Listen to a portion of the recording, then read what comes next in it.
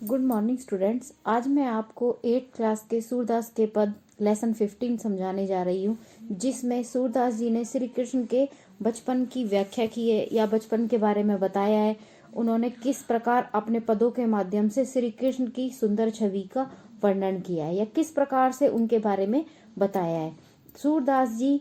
भक्ति काल के अनंत कवि माने जाते हैं और वो श्री कृष्ण के परम भक्त माने जाते हैं।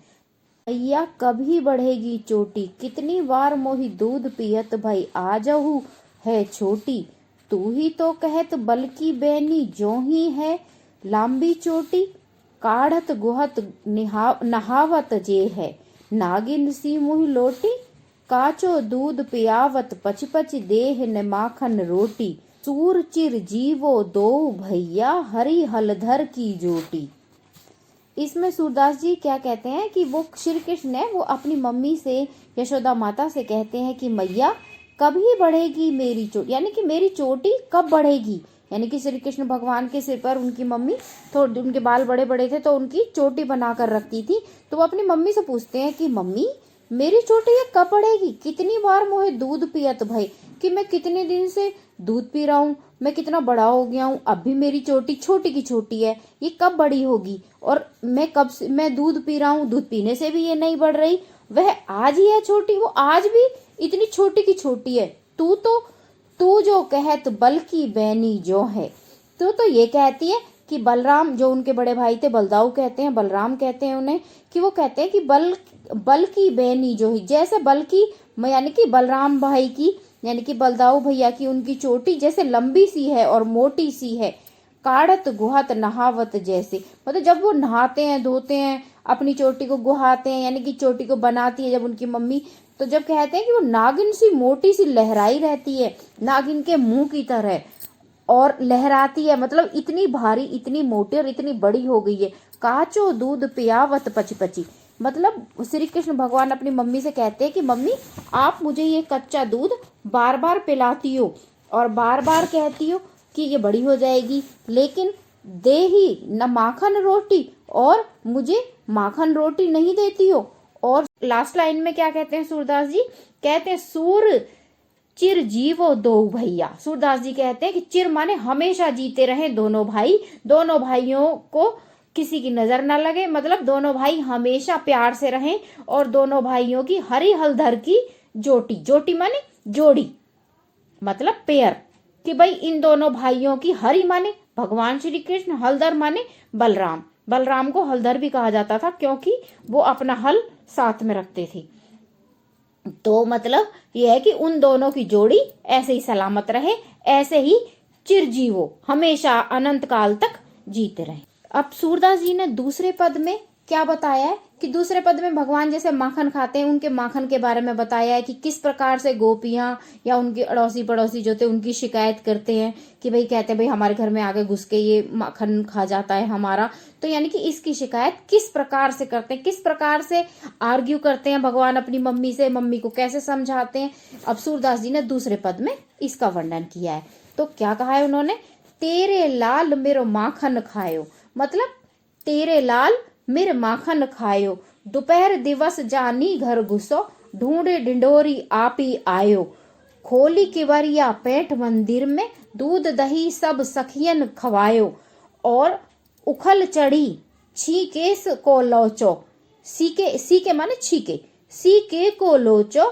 अनभावत भुई में ढरकायो। दिन प्रति हानि होत गोरस की, यह ढोंडा कौन ढंग लायो। सूर शाम को हटके न राखो,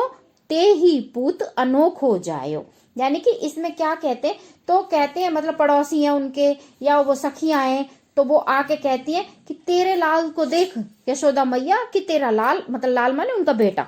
कि भाई तेरा बेटा हमारे घर आके मक्खन खा गया सारा। और पता है वो क्या करता है, दोपहर दिवस यानी कि दिन के दोपहर में वो आता है और जानी घर सूनो, मतलब सूनो माने अकेला, कि घर में कोई भी नहीं है, चलो अब घर में कोई भी नहीं है, चल के जाके मक्खन खाते। यानी कि वो बताती है कि दोपहर में जब घर में कोई नहीं होता, जब वो अपने आप ही ढूंढ ढाड़ के ढूंढ ढिंडोरी, ढिंडोरी माने इधर ढूंढ उधर ढूंढ, यानी कि सारा सामान को ढूंढ ढूंढ के आप ही आयो, मतलब अपने आप ही खुद ही घुस आता है और कि भाई कोई भी नहीं है घर में, तो आके अपने आप ही ढूंढने लग जाता है। खोली की वरिया यानी कि दरवाजे की वरिया यानी कि दरवाजे खोल के बैठी मंदिर में, यानी कि मंदिर में घुस जाता है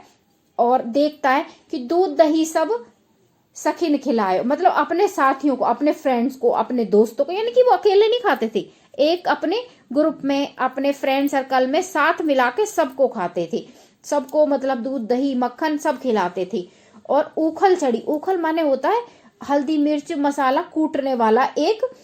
मतलब लोहे का सा एक, मतलब जिसको ओखली भी कहते हैं। अगर आप ओ से ओखली, अगर आपने हिंदी में अनार पढ़े होंगे, उसमें ओ से ओखली होती है, यानी कि उस ओखली के ऊपर चढ़ के, सीके माने छीके, छीका एक लाई का टोकरी, यानी कि एक पहले जमाने में एक रस्सी की बनी ऐसी टोकरी होती थी, जिसपे जहां इस टाइम आपके फैन लगे होते हैं ना, ऐसे छत पे उसको लटका देते थे, ताकि कोई बिल्ली कुत्ता मतलब उस चीज का, दूध या दही का या मक्खन का नुकसान ना करे। तो लोग क्या करते थे कि ऊपर टांग देते थे, उसी को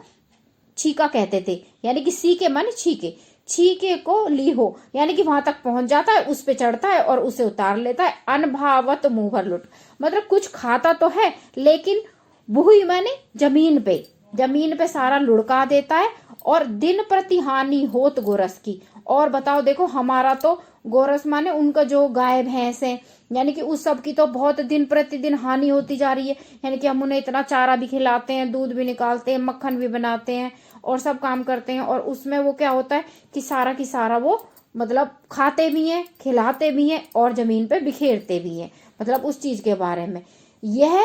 ढोंटा कौन ढंग लायो, मतलब इस लड़के के, ढोंटा माने लड़का, इस लड़के के ये कौन से ढंग है, मतलब जैसे बोलते हैं ना, अरे इस बच्चे में तमीज नहीं है, ये बच्चा कैसा है, अरे ये बच्चा तो बहुत शरारती है, मतलब वो कहते हैं कि क्या इस आपके लड़के में या आपके बेटे में कोई तमीज नहीं है, कि ऐसा कौन सा ढंग है इसका कि जो ये सब हरकतें करता है। फिर सूर शाम को हटके न राखे,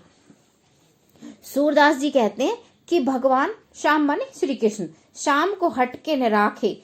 ते ही पूत अनोखो जाए, मतलब भाई तेरा तो यशोमती मैया, यशोदा माता, कि भाई तेरा पूत, तूने तो अपना पूत अनोखा ही पैदा किया है, यानी कि सारी दुनिया से हटके है, ये कोई भी नहीं है। पूत माने बेटा, और अनोखा जायो माने मतलब पैदा किया है आपने, मतलब अपने बेटे को ऐसा अनोखा बेटा पैदा किया है जो कि मतलब ये सारी हरकतें करता है। तो बच्चों, अगर आपको कुछ समझ में नहीं आया हो, कोई शब्द समझ में नहीं आया हो, अगर इसके आप प्रश्न उत्तर चाहते हैं तो मुझे कमेंट बॉक्स में लिख कर बताएं, कमेंट में लिखें, और मुझसे पूछ सकते हैं आप, कोई भी आपको पूछना हो, इसमें कुछ भी समझ में ना आता हो, मुझे कमेंट कर सकते हैं। Thank you.